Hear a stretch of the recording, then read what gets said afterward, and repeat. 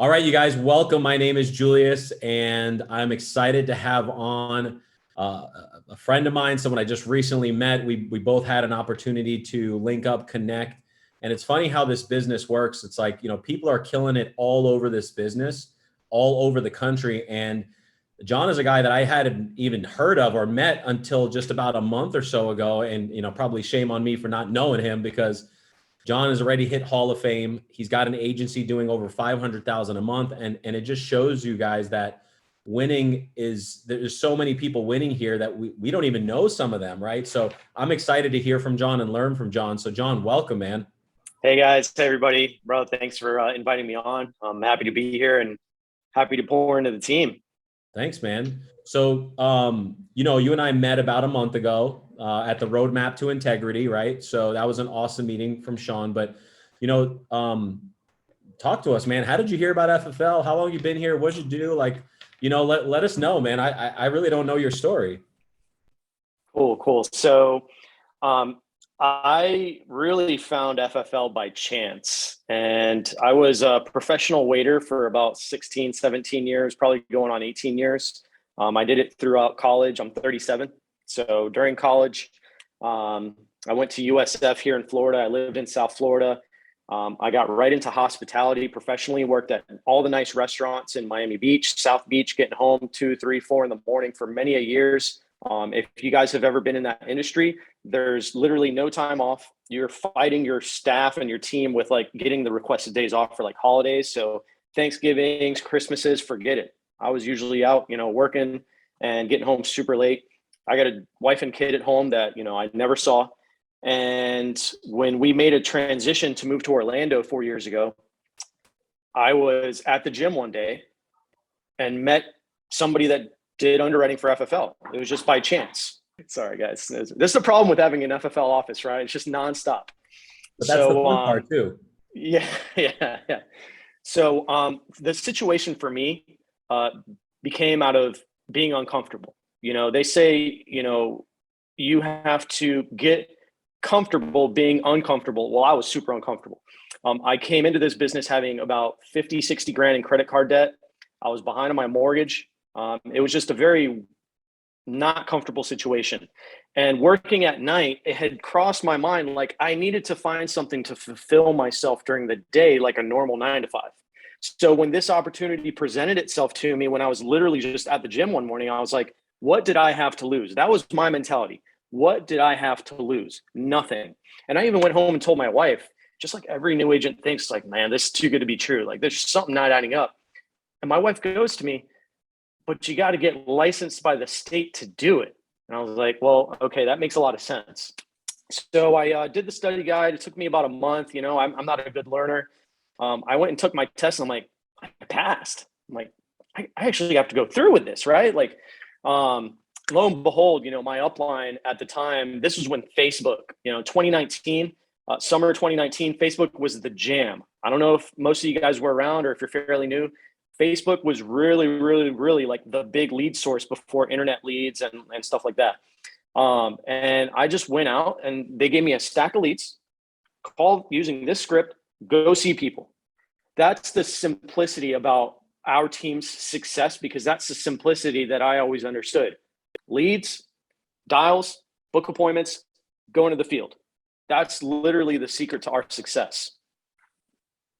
That's awesome, man. So you said a lot of things. So you just had an opportunity at the gym. You were in hospitality, needed to change your life, right? So you've been here since you said 18?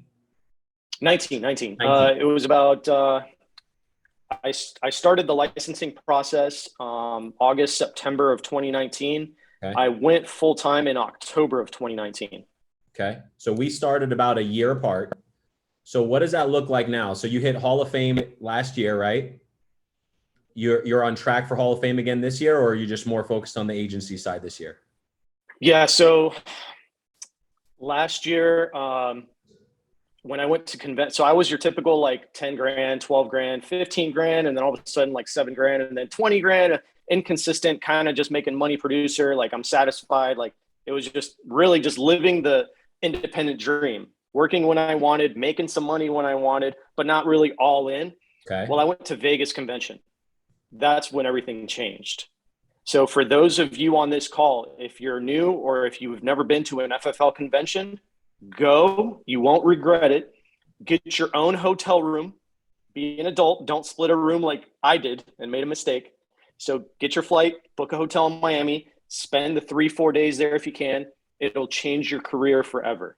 Okay. Because I went from doing 15, 20 grand to then I did 30, then I did 40, then I did 60, then I did 50, 50, and then finished off the year at Hall of Fame. So let's talk about that, right? Because I think a lot of people struggle with making that transition. They stay in that like 10 to 15, maybe they hit 20 every now and then, right? You and I probably see a bunch of those folks, right? But what changed for you, Jon? Like you went to convention. What was the game changer that took you from 15 to 30, 40, 60? Like what was that?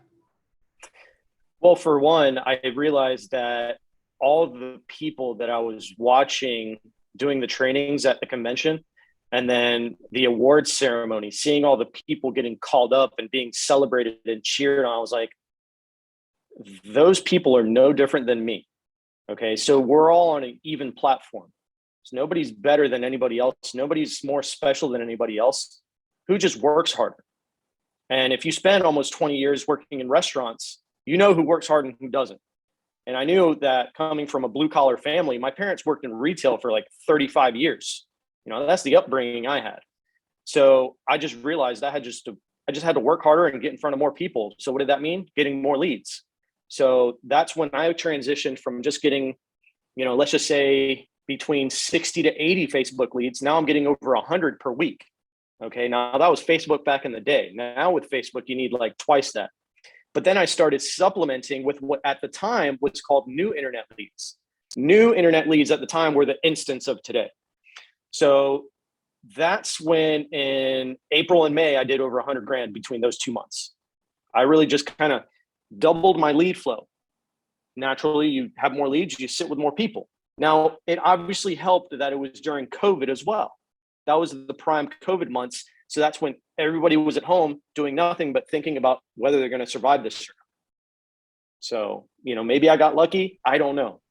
I don't think you got lucky. I mean, it sounds like you took certain steps to get there, right? And I should say, okay, so you doubled your lead flow, right? Was it scary? Like when you did that, were you like, man, like, were you worried? Like, what was your thought process at the time? Heck yeah, because, you know, I still wasn't in a comfort. Well, again, that word comfort, but you know, you see those charges go on to, you know, Game Time or whatever companies for 800, 1200. And you're just like, nowadays I'm more accustomed to seeing those kinds of expenses. You know, I have employees, I have salaries, I have offices that it's as much as my mortgage. Like it's more normal. But at the time, especially for new agents on this call, like I understand it's so uncomfortable having a huge charge on your card or coming out of your debit card for that amount of money. It's uncomfortable, but you got to understand the return that comes out of it. Hey, if you spend that much money, you're going to go to work. I promise you that, because you're not going to spend $800 or $1,000 on leads and just let it sit there and watch, you know, like you're going to go to work and it's going to get you in the field. Right. And that's ultimately what I did. Okay. So yeah, Grady Polson talked to me about that. So it's funny that you say that, because when I was in the same boat, man, like literally the same boat for probably 5 to 6 months, I sat around that 15 to 20K mark, couldn't get over the hurdle. And then I literally upped my lead flow, up my lead expense, and I forgot what he called it, but basically like my barometer or threshold for what I'm used to seeing go on my card was just, it was different than what I was used to, right? I'm used to a few $100 every now and then, but 1,000 a week, 2,000 a week sometimes was like scary, because I'm like, is it going to come back? Am I going to have enough to pay my bills? So I can totally relate to that, man. I was literally the same way. All right. So, so literally buying more leads. So you have a growing agency, man. What leads are you encouraging your agents to buy right now? Right. So you have a new agent, let's say this is their first call. How would you coach them? How many leads should they get? What leads should they start with? You know, we want to hear from you. Yeah. So when we start agents, we find it that it's more of a numbers game, and numbers win, and ROI, like, you know, return on investment. So we start off with like the internet leads, those, $11 to $9 instance, the $3 to $4, 1 to 3 month leads. If you have 200 to 300 of those internet leads, you're bound to find people in there that need insurance, right? Now, if they're local to us, that's different, because I now start, like, towards the end of last year, I started picking up all these different mail campaigns, whether it be final expense mailers in like 5-6 different counties, mortgage mailers, call-in leads. Like I got stacks of leads everywhere. So like local agents, I have the luxury of like people walking to the office. I'm like, here, call these leads. So you're just giving them some of your leads? Go call. Yeah. And that's why, like, you asked if I was on par for Hall of Fame this year. I've transitioned more into being like, I'm trying to jumpstart agents' careers and get them successful in this business without making themselves be burdened by huge lead expenses and that question mark over the. Now that's if they're local. So like I signed over a few counties. Now part-time, I'm probably going to finish somewhere around a 320,000 for the year part-time. Part-time. I love it. Part-time. All right. So let me ask you this, man. Obviously you've sold at a high level here. You're continuing to sell at a high level, right? You have a growing agency. What would you say to an agent that is not having belief or faith in leads? Or just in general, you can just, what's your thought on that if someone's questioning the leads? I'd say that's a hard one. Obviously it's a juggle of personalities. Everybody can have their opinion on leads. And that's when I basically go back and say, you're probably need to look in the mirror a little bit, maybe look at the phone script, maybe look at also how you're sounding with that phone script. So we ask agents, record yourself, record like 10 or 15 year calls, the actual ones where clients pick up, and share them on Slack, share them with the team. Let's be open to criticism and see what, the problem actually is. Maybe it's not the lead, because thousands of men and women around the country are using the same exact leads, using very similar scripts. What's the difference? Right. And then I also share with them, it's like, look, me and you aren't different. I'm just on a different level as far as the amount of energy and work that I'm putting in. So when they complain about their $300 lead spend, yeah, I did Hall of Fame last year. But if I calculate real quick, 80,000 over 12 months. Anybody rough idea? That's about 7,000 a month on leads. You don't get there by not spending money. So when you get people trying to, tell me, hey, these leads aren't working, like, no, like they work. You just have to figure out how to work them correctly. So why don't you be open to a little bit of criticism? Let's see what we can work on together to make it better, to get this working. Does that make sense? It makes total sense, dude. It makes total sense. I appreciate that, man. So, all right. So I guess, for the people that are on, we have a lot of new agents that are joining the team, right? The whole company's growing, right? What would you say to new agents that are struggling, right? Their first week out, maybe they made a sale, maybe they didn't make any sales, but they're in there, right? And it's just, this thing's a grind, right? It's, it sounds like it took you a little bit to really get the motor running, right? But what would you say to the agents that are coming out, they're expecting, they have big expectations too, right? Like, let's face it, right? We all want to come out and kill it, but when we don't, what do we do? What does that look like, right? How would you help an agent in that scenario? Just understanding that, where they're at. Yeah, it's almost like sometimes as a manager, we have to play psychiatrist, because we have five new agents this week. So we had 2 new writers on Tuesday evening. The other 3 are stuck in underwriting limbo. The other 2 were able to get clients approved right away. So on the one hand, we have the one that just happened, they all saw clients. It's just that some of them ran into the healthy ones that were able to get approved and issued right away. And then essentially they got deposits right away. And then there's a handful here that, they're just finding, like, somebody found an older guy. He was about 81, had 4 policies from like the 90s. And it was just like, obviously there's nothing you can do with that one. Like, don't beat yourself up. Another guy, he keeps finding like 30, 40-year-olds with, underwriting issues like felonies, awaiting trials, like organ transplant rejection drugs, even though all they have is an autoimmune, just random stuff.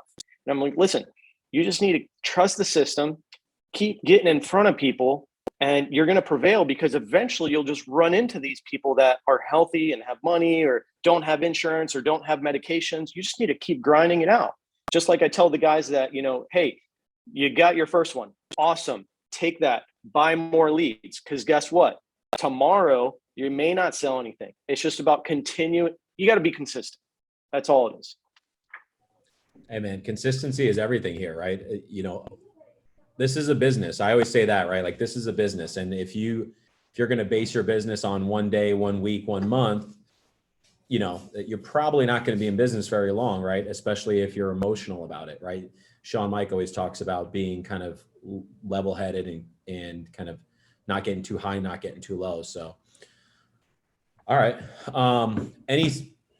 John, what sales tips do you got, man? Like, what's working for you? What can we share with people that they can take either today, tomorrow, and really make a difference in their week that we can pour into them? And, and then after that, let's talk a little bit about the building side. How have you built your agency? Because I think we do have some people on here looking to build an agency. So it's important to kind of hear that as well. Okay. So some tips for some new agents. Just stay positive. You cannot let your conscience start to chatter in the back of your mind. You just have to stay positive, believe in the system, and just realize it's a simple numbers game. And as long as you continuously stay consistent and get in front of people, you're bound to find that, 20, 25% with the people that just have their checks waiting for you on their foreheads. You just got to get in front of people. You can't go and see, 3 to 5 people. You got to see 8 to 10 people a day. You can't just see 15 people throughout the week. No, you got to see 30 to 40 people in a week, and ultimately that's just the secret formula for us. There's no secret sauce other than the fact that it's just a numbers game. I don't take no for an answer. I got a handful of appointments on Friday, Saturday, and Sunday. I got like a full day on Sunday, oddly enough. And there's probably about 4 door knocks in there because people either didn't answer their phone or they just don't have a number on there, but I'm going to go out of my way.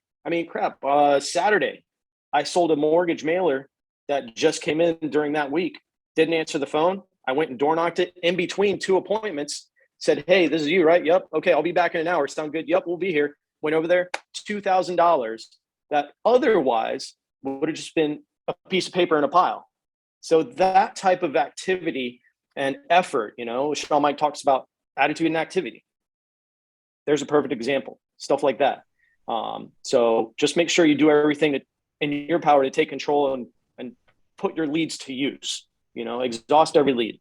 Yeah. So I was talking to an agent the other day, and he came from another insurance company, and our business is very different than a lot of these other companies. Would you agree? Like, what we see, what we experience with clients, it's just a very, like, you got to go through the reps to understand how to overcome certain things. Would you agree with that, John? Like, after you're on so many appointments, like we always say, go through your first 100 appointments.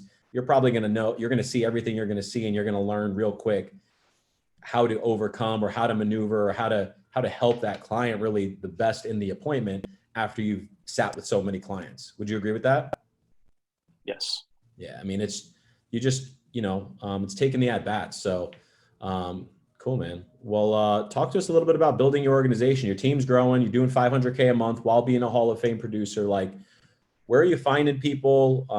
What are you doing? Like, just talk to us about agency building. Some of these people have some teams and some people they're working with, but what does that look like with independence?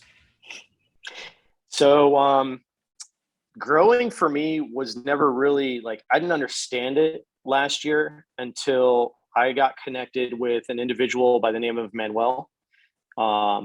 He's one of the larger Spanish legs in all of FFL.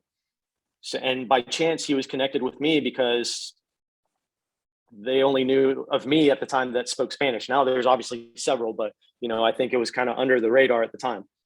And we, again, kept it simple.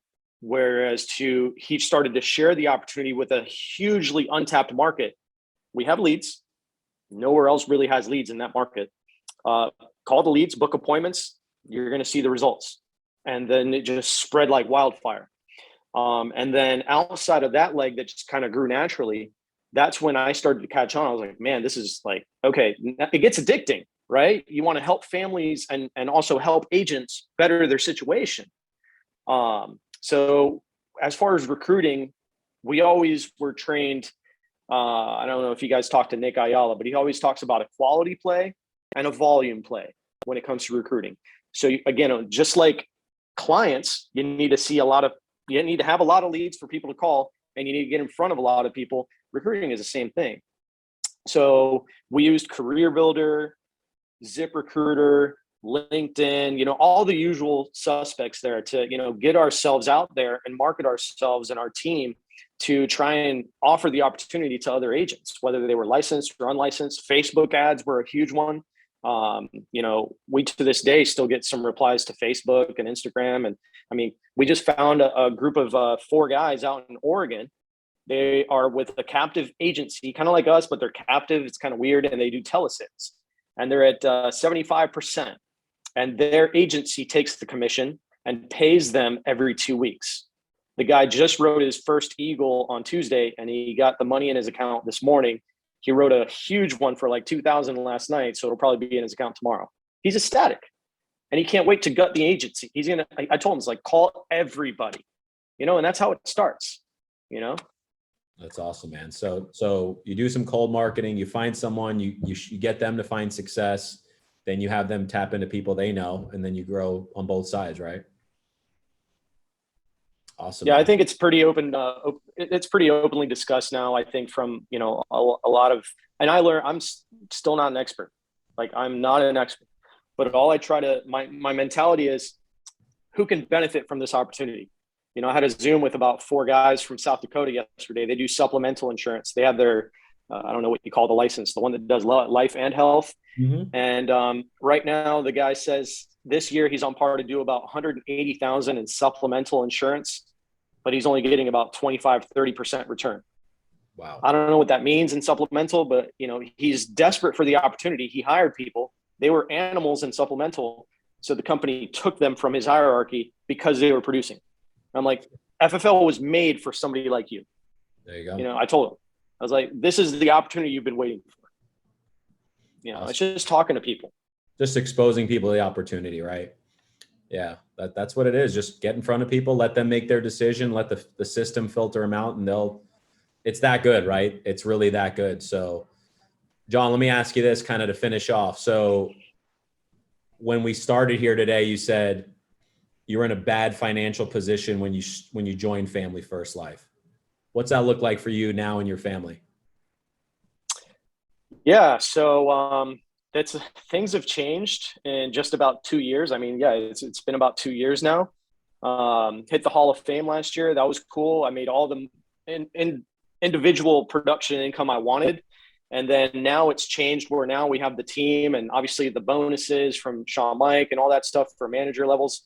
We're trying to share the opportunity. I'm giving out leads instead of taking leads. Overrides are cool and all, but we keep a tight spread so that, everybody can really take home as much as possible. That's why obviously I'm still leading by being in the field as well.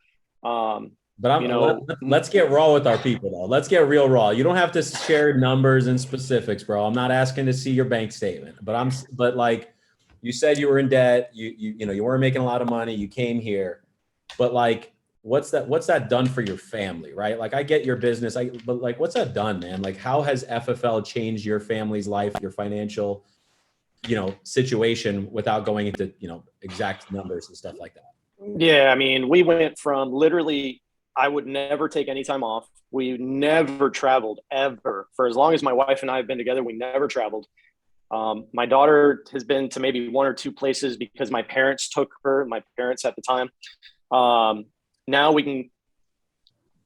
So all right, this is what I left out from the beginning. In October, when I went full time, my dad had a heart attack and passed.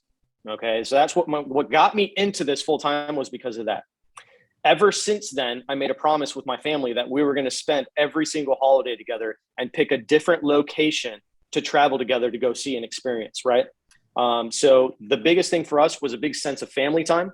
So the first year, December of 2019, with my first America bonus that I made within 2 months, we went to Asheville, North Carolina. If you guys have never been, it was beautiful. Last year, I never thought I would say this, but I went to Aspen, Colorado for Christmas. Aspen. It's bougie as hell, but it was a great time with the snow. And like, I don't ski or anything, but it was super bougie and super fun. Mm-hmm. This year we're going to Phoenix. So hey, you got to see me when you're here. I'll definitely swing by and say hi. My wife's aunt lives out in Phoenix. She's a doctor there. So we're going to go stay out there for about 5 to 6 days. It's going to be fun. And, just no debt, we're super comfortable. Chantel Mark, if you ever heard when she was new, she made a joke. It's like, it's so cool. I get to go to a restaurant and order without looking at the prices on the menu. It's a silly analogy, but we have so much flexibility now. My wife's actually looking to leave her nonprofit job. She's a philanthropist. She's looking to leave that for the first time in like 9 years. And she's actually going to come aboard and be like an agency manager, office manager type thing. She's going to help us build and recruit and stuff like that. So that's just kind of crazy that we're at a level of comfort where we can do that because of what FFL provides for our family. That's awesome, man. That's what I was talking about. That's sorry for your loss. First off, man, I can't even fathom, but man, I'm so proud to be in business with you, dude. You're a stud. There's no reason. I see exactly why you're successful here. I really do. And I know you're going to be very successful. You're going to continue to grow, but man, it's, I love hearing those success stories where it's cause I was in a similar boat, man. I came here with a lot of debt and had a lot of hope, but my belief level was low. And then FFL has really changed my life and my trajectory. And so, we share that, man. And so proud to be in business with you, man. Thank you for pouring into our team. Thank you for giving us some time out of your busy day. Guys, drop an FFL Independence in the chat. Show Jon some love. Thanks, man, for pouring into us. Pleasure again, man. And if there's anything I can do to repay you, to help you and your team grow, more than happy to jump on and do that. Thanks again for the invite. I hope you guys took something away from that. Just take control and don't take no for an answer, Yeah, that's it, man. All right, brother. Hey, thank you again. And we'll see you in Phoenix here shortly. Yes, I'll definitely look you up, man. We'll see each other in a few weeks. Let's do it, bro. I'll talk to you soon. Thanks, guys. Let's crush the phones. Later.